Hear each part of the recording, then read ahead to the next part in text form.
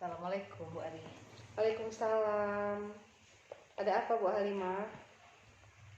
Ada perlu bentar. Ya, ada masalah apa Bu Halimah? Ya, saya kan masalah dengan siswa. Ya, terus? Saya ngajar bahasa Indonesia, tapi nampaknya sepertinya siswa saya kurang respon, kurang perhatian sama pelajaran. Apakah mungkin saya harus merubah metode atau gimana menurut solusi Ibu? Jadi sebenarnya apa yang Bu Halimah harapkan pada pertemuan kita hari ini? Saya mengharapkan semoga Ibu bisa memberikan solusi sama saya supaya bagaimana saya bisa menangani siswa, bisa memberikan perhatian pada siswa lebih, dan siswa juga demikian dengan saya. Iya. Kira-kira hasil apa yang akan Ibu capai dari pertemuan kita hari ini? Saya kan ingin memberitahukan sama Ibu, kan siswa saya dari sekian banyak mungkin hanya sekitar 50% yang ada perhatian dengan ketika saya mengajar. Yang lain ya asik. Mungkin Ibu bisa memberikan jalan keluarnya, solusinya, bagaimana cara supaya siswa saya fokus terhadap saya ataupun dengan apa yang saya ajarkan. Oh ya, insya Allah nanti akan kita temukan solusinya sama-sama Bu Halimah. Yang sekarang ini apa aja yang Ibu Halimah lakukan di kelas? Ya, saya mengajar dengan metode biasa, ya dengan yang namanya siswa di kampung kan, metode ceramah. Iya. Jadi mungkin siswanya agak bosan mungkin ya, mungkin ada solusi yang lain yang bisa kita laksanakan supaya siswanya nggak bosan. Nah, kira-kira apa hambatan yang Ibu Halimah alami dalam proses belajar di kelas? Prosesnya ketika saya jelaskan, saya pelajarannya, kadang-kadang itulah ada yang permisi Bu, bicara, kemudian ada yang colak-colek kawan. Oke. Nah, kira-kira solusi apa atau bagaimana cara Ibu mengatasi siswa yang keluar tadi dari kelas atau yang cokeh-cokeh kawannya? Yang keluar tuh dengan memberikan tugas supaya dia nggak keluar. Tugas yang saya ikat harus dia kerjakan. Nah, misalnya ketika dia permisi, saya berikan tugas dulu supaya kalaupun dia keluar pertama jangan lama-lama di luar. Oke, bagus juga itu. Kira-kira efektif nggak apa yang tadi Ibu Halimah itu lakukan? Ada yang efektif, ada yang tidak. Karena kan tidak semua siswa suka dengan tugas yang demikian. Iya ya. Karena dia memang ingin keluar, mungkin tetap keluar kelas ya. Kalau memang dia mau cokeh kawannya, tetap dia cokeh kawannya gitu ya. Itu sudah bagus juga apa yang telah Ibu Halimah lakukan. Kira-kira selain itu apa lagi yang bisa Ibu Halimah lakukan di kelas agar anak itu nggak minta izin keluar lagi dari kelas? Kadang-kadang bukan saya kalau misalnya tugasnya puisi, membuat puisi. Karena saya sering sekali dengan siswa saya katakan kita sebelum membuat kue kita rasa dulu kue orang. Jadi kita lihat puisi orang, kemudian baru kita buat. Kemudian ada siswa yang saya jadikan model Bu untuk tampil, kawan-kawannya melihat.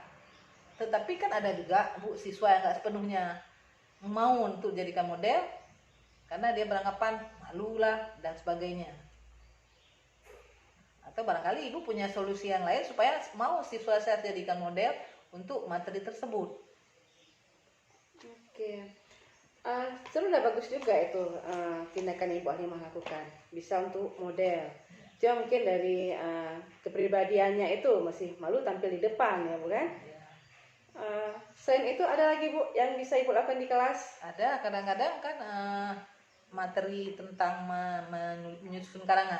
Itu saya bawa keluar siswa. Nah, kadang-kadang sampai keluar ada yang sebagiannya keluarnya di WC, bukan mengerjakan tugas. Ya, walaupun tidak semuanya, tidak seluruhnya di WC di tugas. Ada yang sebagian kecil di WC. Itu juga nggak efektif. Arti itu merupakan suatu hambatan juga ya kan? Iya. Nah setelah kita keluar ruangan, itu lumayan juga di sekolah kita kan halamannya luas, jadi mau tempatnya luas dengan mengarang di luar kelas mungkin anak-anak itu lebih punya banyak ide ya.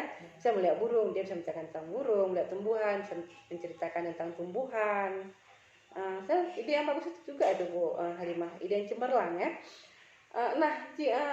Itu hambatan juga setelah kita keluarkan dari kelas sampai di luar masih juga mau ke WC. Apa yang harus kita lakukan? Apa yang bisa Ibu Halimah lakukan lagi setelah itu? Supaya mereka nggak ke WC karena memang udah kebiasaan, kadang-kadang saya suruh mengarang di depan WC. Oh iya. Nah, di depan WC saya buat karangan. Apa yang dia lakukan ketika dia di WC. Itu supaya itulah untuk mencegah supaya mereka jangan ke WC. Kira-kira apakah efektif tindakan ibu tersebut? Sebenarnya kalau kita katakan efektif, tetapi kan tidak seharusnya WC itu kan bukan tempat untuk hal yang demikian. Iya. Tapi saya terpaksa menggunakan karena kalau saya berikan keleluasaan, mereka akan kebablasan kemana-mana. Oke. Ini selain dari tadi menggunakan metode yang berbeda di kelas atau mengeluarkan anak dari kelas untuk mengarang, ada lagi Bu yang bisa Ibu lakukan di kelas atau di luar kelas agar anak tersebut lebih efektif atau termotivasi dalam belajar? Kadang-kadang karena bukan sama-sama kita ketahui kan bahasa Indonesia ini kan pelajaran sangat penting. Iya. Dan sekarang kan sudah tidak ada lagi UN, sudah HKM. Iya. Jadi kan materi yang akan diuji berhubungan dengan literasi. Makanya kadang-kadang saya buat siswa ke pustaka supaya mereka membaca buku. Tetapi saya arahkan juga yang harus baca buku ini dengan waktu sedemikian menit, kemudian buat ringkasan. Ini ceritanya siswa tersebut harus banyak-banyak literasi Bu ya. Oke, itu ide cemerlang juga tuh Bu untuk membawa siswa ke pustaka. Nah, setelah lewat pustaka, apakah efektif tindakan tersebut? Itu sudah ada kemajuan Bu, sudah ada 75 dan 25%. Karena kenapa? Di pustaka kan ada buku-buku novel, ada buku-buku cerita. Jadi mereka tidak hanya terpaku dengan buku pelajaran. Kira-kira ada nggak hambatannya kalau kita bawa siswa ke pustaka? Ada. Kadang kan ada yang sebagian kecil siswa karena di pustaka kan suasananya dingin. Jadi mereka tidur-tiduran. Ada sekitar 1-2 orang. Nah, caranya untuk menghindari hal yang demikian, itulah kita ikat juga dengan tugas. Walaupun sudah kita ikat, ya namanya anak tetap tidak 100% Bu. Oke.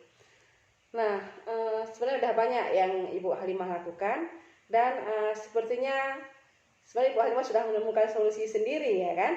Jadi dengan mengubah metode di kelas, mengeluarkan anak dari kelas, atau membawa siswa ke pustaka. Dengan cara siswa tersebut membaca buku yang diperlukan di pustaka, atau selain dari buku-buku pelajaran, siswa juga membaca novel. Apalagi siswa kita siswa SMA pasti suka ya dengan novel dan cerita-cerita remaja. Itu kan untuk menambah literasinya ya. Oke. Nah, Ibu merasa nggak Ibu udah berhasil dalam mengajar? Atau apa tandanya ya kalau Ibu udah berhasil tadi? Minimal siswa sudah tahu apa yang saya harapkan, apa yang saya inginkan, yang saya ajarkan sudah tahu, sudah bisa berintegrasi, sudah bisa menggunakan lah minimal. Nah, ada nggak bantuan? Apakah Ibu Halimah perlu bantuan atau dari apa atau bantuan apa kira-kira Ibu Halimah perlukan agar dapat berjalan lancar mengajar, atau bagaimana anak termotivasi dalam belajar?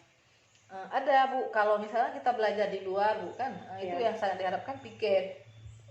Mau bekerja sama, karena kan tanpa dukungan kawan-kawan piket juga nggak bisa, karena yang namanya anak sudah keluar ada yang dari kesana kemari. Nah kalau di pustaka jelas petugas pustaka Bu. Oke, jadi Ibu Halimah perlu bantuannya piket dan petugas pustaka. Petugas pustaka. Oke, nah tadi ada beberapa hal yang Ibu Halimah akan kerjakan. Kira-kira apa aja tadi Bu? Ya, menjadikan siswa sebagai model. Membawa siswa keluar untuk mengarang. Membawa ke pustaka. Berarti itu kesimpulannya udah Bu Halimah ya. Sepertinya pertemuan kita cukup sekian. Dari Bu Halimah juga sudah mendapatkan solusi dari coaching kita hari ini. Terima kasih Bu Halimah. Sama-sama. Assalamualaikum Bu Ari. Terima kasih. Waalaikumsalam.